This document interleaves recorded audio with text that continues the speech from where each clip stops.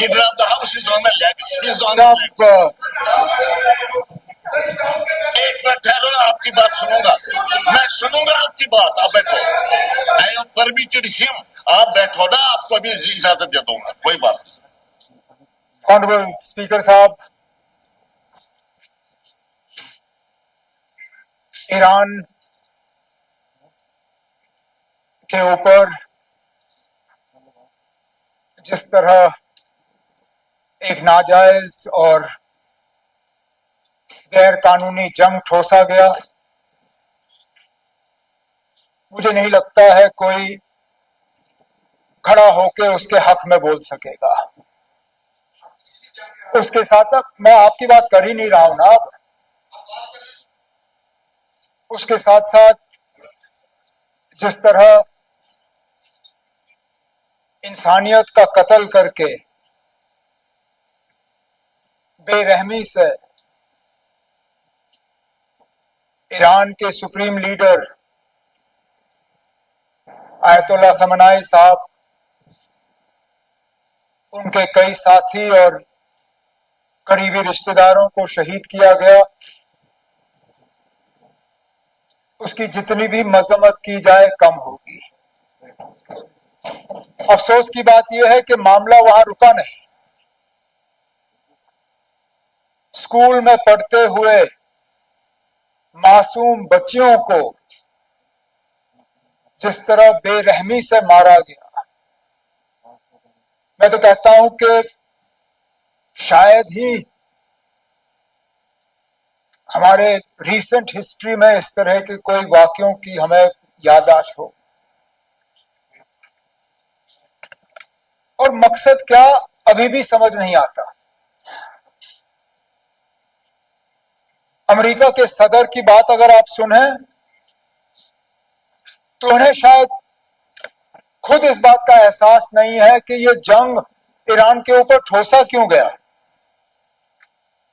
सुबह regime change की बात करते हैं, दोपहर को स्ट्रेट ऑफ हॉर्मुज की बात करते हैं, शाम को तेल की कीमतों की बात करते हैं। उन्हें खुद शायद नहीं पता कि लगातार पिछले 3 हफ्तों से जो ईरान के लोग भुगत रहे हैं वो क्यों भुगत रहे हैं।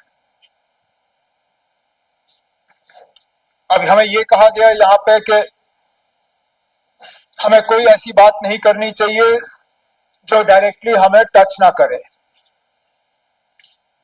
लेकिन हमारे कितने बच्चे बच्चियां, कितने हमारे लोग ईरान में फंसे, तो वो तो डायरेक्ट हमें टच कर गया।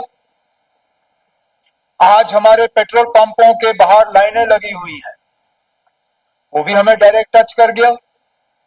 और सबसे ज्यादा हमारे जज्बात, हमारे एहसासात, हमारे फीलिंग्स को जो एक ठेस पहुंची, एक हमें दर्द हुआ। मुझे लगता है हम सबको यहां हाउस के सामने अपनी बात रखने का पूरा हक है।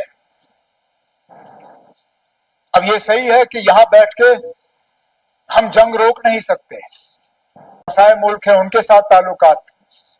तो मुझे नहीं लगता है कि अगर यहां इस हाउस के तरफ से हम वजीर आजम हिंद नरेंद्र मोदी साहब से गुजारिश करें कि वो अपने दफ्तर का इस्तेमाल करके, अपने जो उनके पर्सनल रिलेशंस हैं इन सब लोगों के साथ, उनका इस्तेमाल करके इस जंग को जल्द से जल्द खत्म करें, ताकि वहां के लोगों की जो सफरिंग है वो खत्म हो जाए और ईरान को दोबारा एक मौका मिले कि वो पीसफुली जो है इस दुनिया में बाकी मुल्कों के साथ कोएग्जिस्ट करे।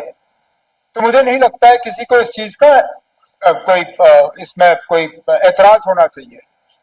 तो एक तो मैं अपने तरफ से और यहां अपने साथियों के तरफ से ईरान के ऊपर जो ये नाजायज और गैर कानूनी जंग ठोसा गया, उसकी मजम्मत करता हूं।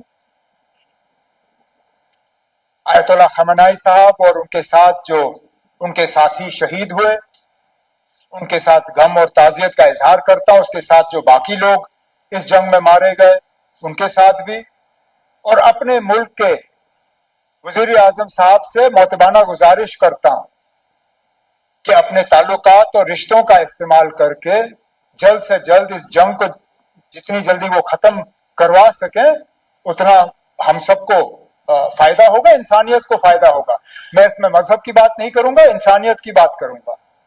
वहां किसी मजहब का कत्ल नहीं हुआ है, इंसानियत का कत्ल किया जा रहा है। इंसानियत को बचाने के लिए अगर हमारा मुल्क जो है एक रोल अदा कर सके और इस जंग को बंद कर सके, मुझे लगता है तमाम इस जम्मू कश्मीर की असेंबली जो है उनको इस चीज से कोई एतराज नहीं होगा। शुक्रिया। चलो थैंक यू। अब आपको पेपर्स लेकर करते हैं, पेपर्स लेकर चलिए ना।